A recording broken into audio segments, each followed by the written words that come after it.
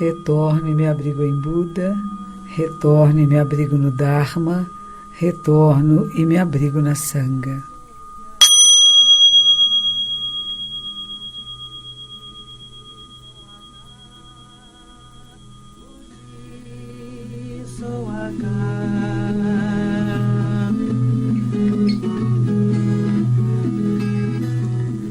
Os 3 tesouros budistas das 3 joias, Buda, Dharma e Sangha.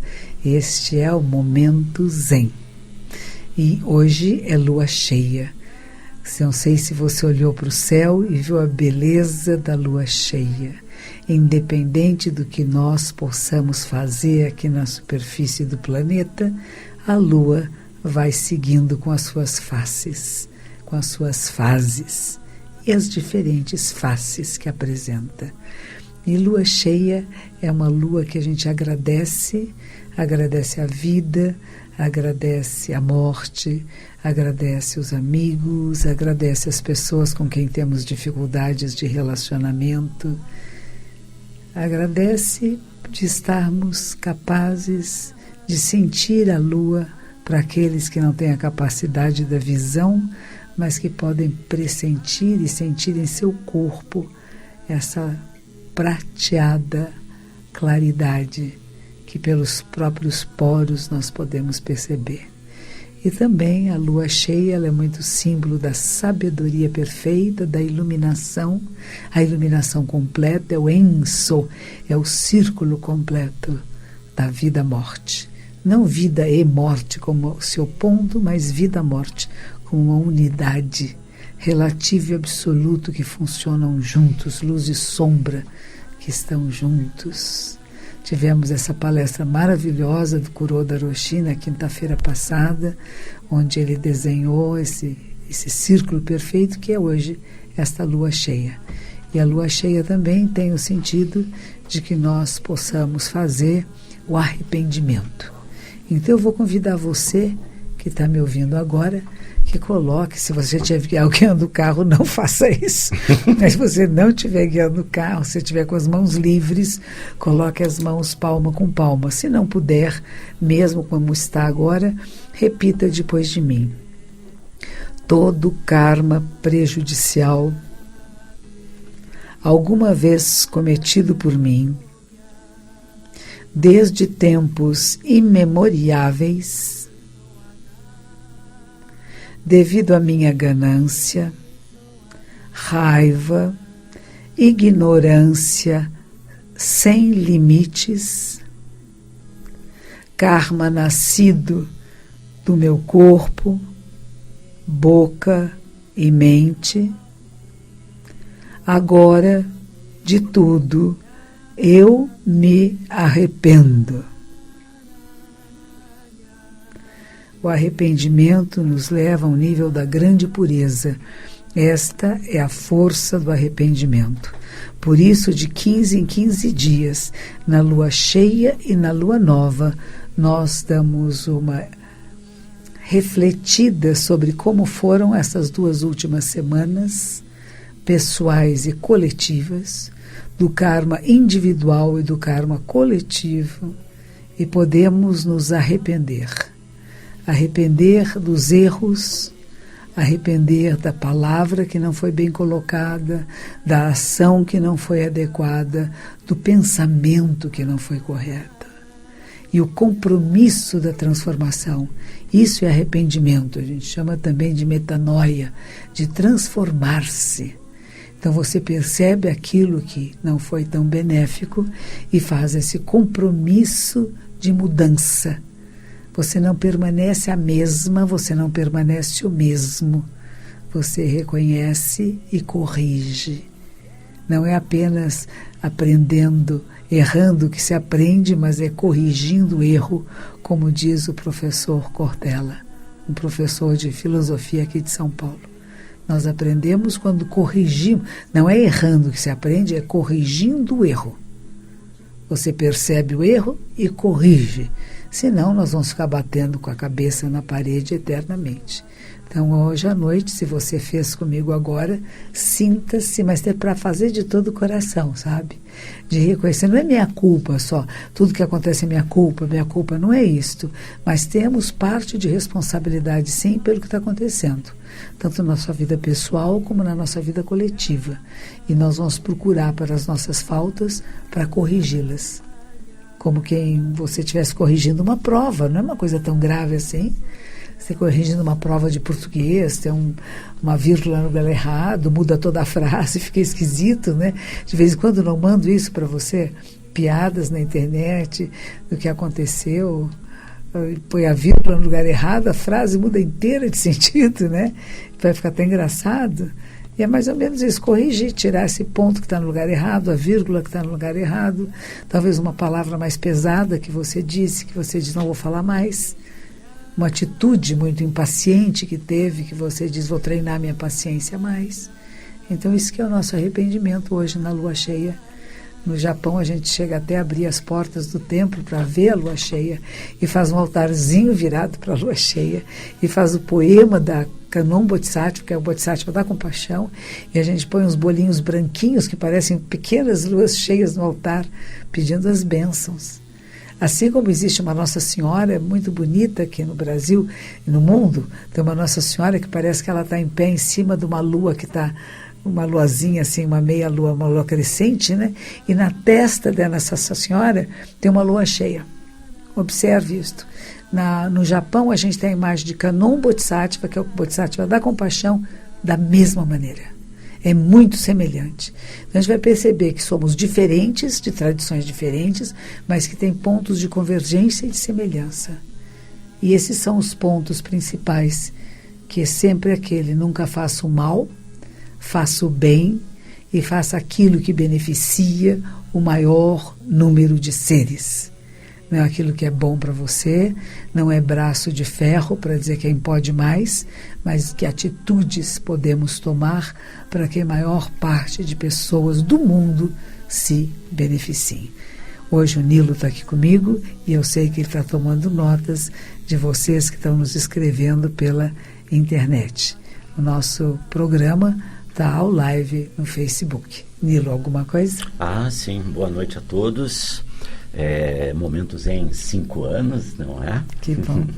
A Daniela observou que hoje faz 23 anos que o pai dela faleceu com o irmão dela. Pede uma bênção para eles. Que seu irmão e seu pai estejam na luz infinita, que estejam na grande paz de Nirvana e que você possa agradecer aos dois pelo tempo de vida que estiveram e partilharam com você, com sua mãe, com seus parentes e amigos, e que agora eles estejam na luz infinita. Com Hiroshi, a Amanda manda beijos a partir de Recife, e a Patrícia um abraço e gratidão a partir de Florianópolis. Nossa, de norte a sul. Legal, né? Ana Luísa quis saber outro dia se ao se tornar monja é preciso se desapegar da família terrena. É preciso, sim, não só no budismo, como em todas as tradições espirituais. O desapego é fundamental. Não significa que você nunca mais vai falar com a sua família, mas eles fazem parte da grande família na qual você entra, só que não são mais a prioridade. Talvez esse seja o ponto principal quando uma pessoa se torna monge. Eu fui fazer uma ordenação monástica sábado à noite, lá em Porto Alegre, no Viamão, no Viazem, não é no Viamão não, foi em Viazem, que fica no bairro de Petrópolis, na rua Ivo Corcel. Se você puder, se você tiver interesse em práticas meditativas, procure no site Viazem, viazem.com.br, você vai encontrar lá no bairro de Petrópolis. Eu fui fazer a ordenação de um jovem médico, professor universitário, médico de família, e que ele quis muito ser monge. E eu dizia para ele: mas filho, você já é médico, médico já tem esse voto de servir a humanidade, né? De fazer o bem a todos, que é muito próximo do voto monástico. Ele disse assim: não, mas é diferente e eu preciso fazer esse voto. Então nós fizemos.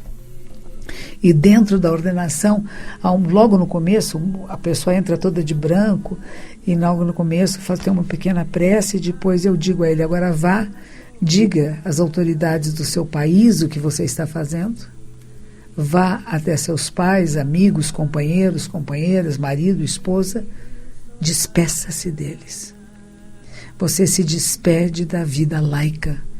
Você se despede de ser aquele parceiro, aquela parceira, aquele filho, aquele irmão que vai estar à disposição deles. Você vai estar à disposição do Dharma de Buda. Não significa que precisam se divorciar. Na nossa ordem, as pessoas têm relacionamentos, podem se casar, mas quem está casado, quem está casada com essa pessoa deve saber que a prioridade não será mais a família, os filhos. A prioridade é o Dharma de Buda, os ensinamentos e a prática. E a família vai ser atendida como será atendida todas as outras pessoas. Isso é um pouco difícil, muitas vezes, para aqueles que não vêm de tradições budistas, né?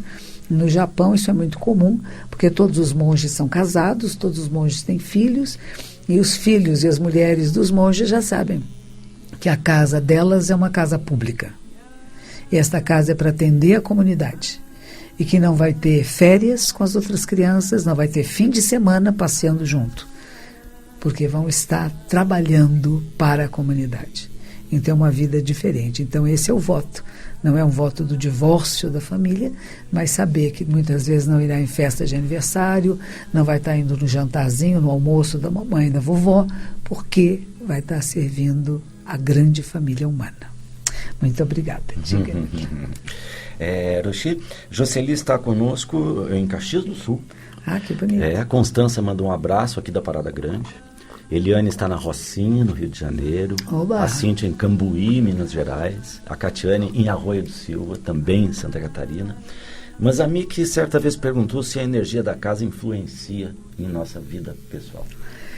Quando a gente muda para uma casa nova, a gente deve purificar essa casa. A gente reza, né? São coisas que eu, monja, faço. Há pessoas que acreditam, não acreditam, acreditando ou não. Não custa nada você rezar na casa. E a gente acende um incenso e vai em cada um dos 4 cantos de cada cômodo da casa, pedindo que a sabedoria perfeita esteja aqui, que a capacidade de ver com clareza esteja aqui. E que se há algumas entidades, espíritos aqui que não estão satisfeitos, que vão para a luz infinita, que vão para suas áreas, sabe? Não tem que brigar, não tem que lutar com nada. E às vezes as pessoas com quem a gente convive, elas não estão bem.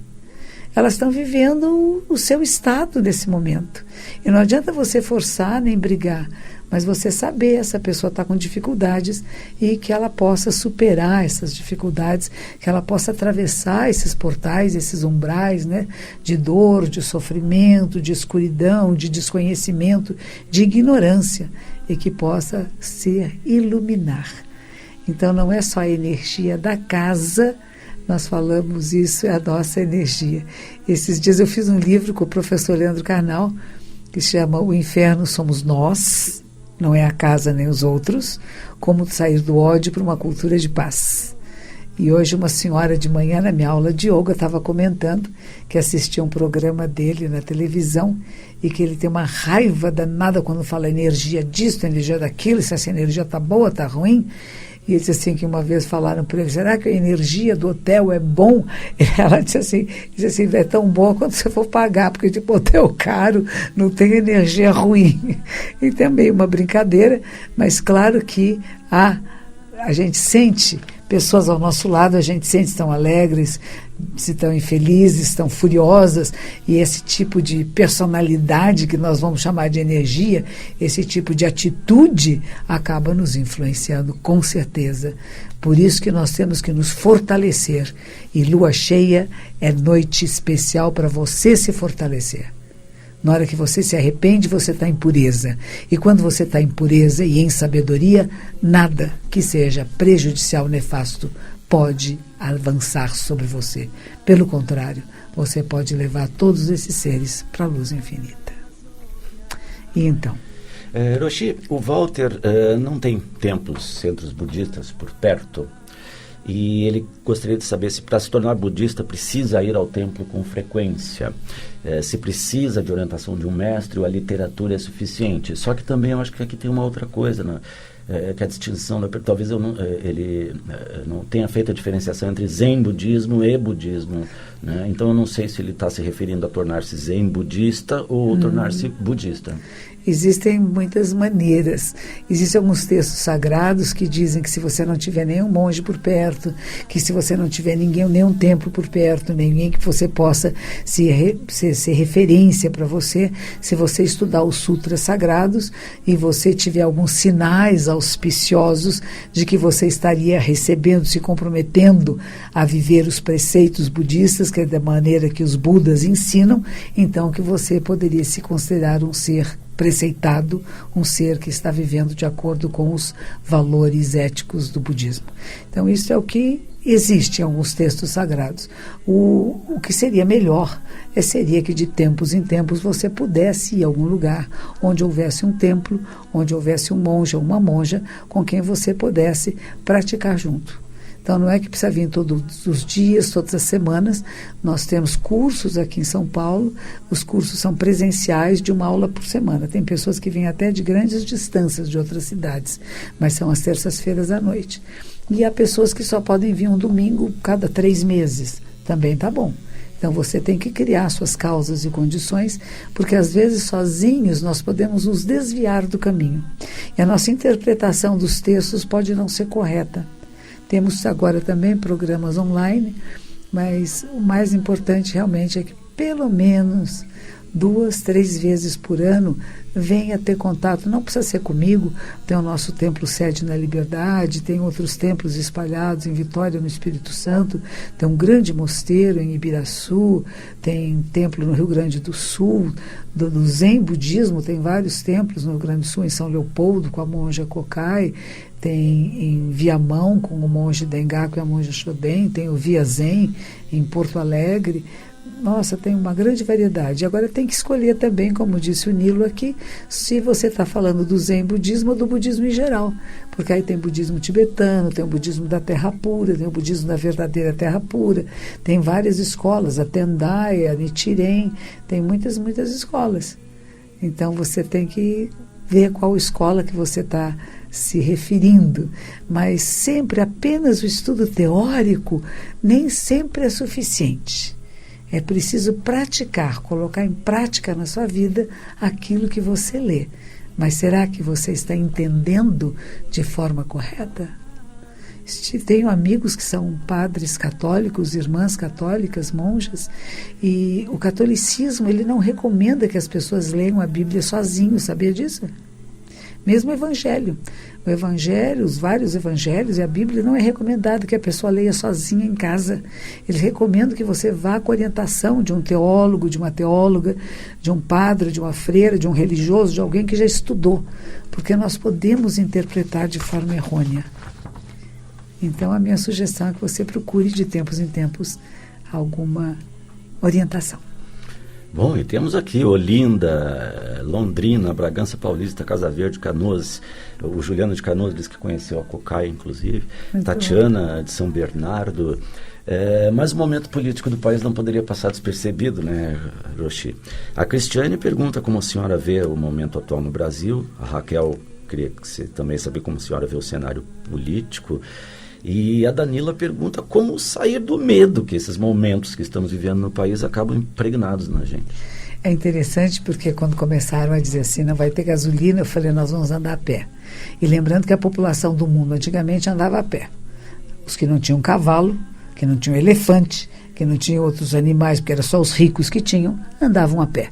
Nós perdemos um pouco essa capacidade, mas ser andarilho é uma coisa boa. Há muitas pessoas que optam por serem pedestres. E é uma opção até que tem a ver com o meio ambiente e gases, poluição gasosa, né? Então vamos pensar que tudo isso que está acontecendo, o que pode ter de bom disso? Como é que nós vamos apreciar até esse momento? Vamos poder andar a pé. Interessante, vai ter menos carros circulando, menos diesel, o ar vai estar mais puro, ok? Isso não é mal. É uma pena que tantos animais, tantas aves, tantos porcos, tantos bois estão apodrecendo, né? Alguns deles ainda vivos nas carretas e outros cuja carne se deteriora porque não está chegando nos lugares. Mas veja bem, aqueles que são veganos devem estar muito contentes, porque não vai ter nenhum produto animal para ser consumido nos próximos dias. Mas também não vai ter muitos produtos vegetais frescos também. Então, alguns jainistas, é um tipo de religião que existe na Índia, eles dizem que só comem aquilo que cai das árvores. Então, nós vamos ser coletores. Também é uma coisa que nós, como humanidade, já fizemos no passado. Então, não tenha medo. Seja qual for a circunstância, seja correto e ético. Se o supermercado que você vai diz que você só pode levar 5 produtos, só leve 5.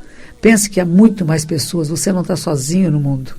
Se você vai a um posto de gasolina, não queira encher 2, 3 tanques de carros, né? Não leve galões para encher, mas seja atencioso, atenciosa, que todos nós estamos nesse mesmo barco. Toda a população do Brasil está passando pelas mesmas dificuldades. Vamos facilitar uns para os outros e não querer vantagem. Não é eu chegar primeiro, porque isto é tão perigoso e tão nefasto como aquilo que você vai chamar de corrupção. Furar a fila, chegar primeiro, que eu vou levar para mim, para minha família, os outros que se danem, não.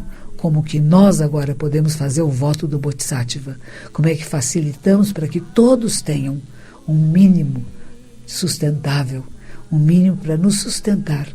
E eu espero que haja inteligência, sabedoria e compaixão em todos os lados, em todas as faces, para que nós possamos fazer o bem para a humanidade e não fazer com que as pessoas sofram. Quero lembrar vocês que essa quinta-feira, às 20 horas, no templo, lá no Pacaembu, do lado do estádio, tem a palestra da monja Zenchu Sensei. Ela é minha aluna, ficou vários anos no Japão, é uma grande palestrante, uma boa professora, e eu recomendo a vocês que venham ouvi-la. A minha palestra esse mês será de junho, será no dia 21, também lá no Centro de Convenções Rebouças. Eu vou estar lançando um outro livro, relançando, é uma segunda edição do livro Zazen, que é a essência do Zen Budismo, como é que se faz práticas meditativas. Inclusive para você que está em casa, que tem dificuldade de vir sempre ao templo, você pode vir uma vez, compra o livro, pratica em casa e de tempos em tempos vem dar retorno ou manda e-mails de como está a sua prática. E se quer saber mais do Zen Budismo, este livro Zen para Distraídos, que foi feito exatamente dos programas aqui da Rádio Mundial e com o apoio da Rádio Mundial, é um livro impressionantemente bom. Eu não estou dizendo porque não fui eu que fiz, não. Quem fez o livro, quem compilou foi o Nilo, que está aqui comigo, de programas, de perguntas que vocês nos fizeram, de vocês ouvintes, e ele soube pesquisar, estudar, me perguntar, e se tornou um livro didático sobre o Zen Budismo. Marilene está na Bahia. O Pano é um amigo pessoal, inclusive. Obrigado pela audiência, Pano. Manda saudações viamonenses, é um colorado doente e de virada é mais gostoso, né, Pano? A Maria está em Portugal também mandando lembranças. E para a gente finalizar, Gwen, a Camila pergunta como lidar com as nossas expectativas em relação a outras pessoas. Pois é, quanto menos expectativa você tiver em relação aos outros, é melhor. Então, apenas seja capaz de observar as pessoas, de reconhecê-las como seres humanos, capazes de falhar, capazes de não responder às suas expectativas, mas nem por isso você pode deixar de amá-las, de querê-las bem. Está chegando o mês de junho, mês de namorado, mês de amor. Que seja amor verdadeiro, incondicional.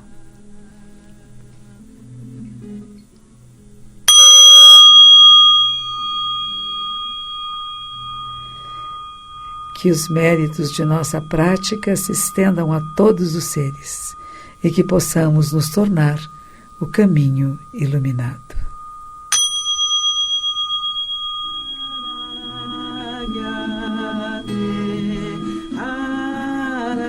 Sogyate,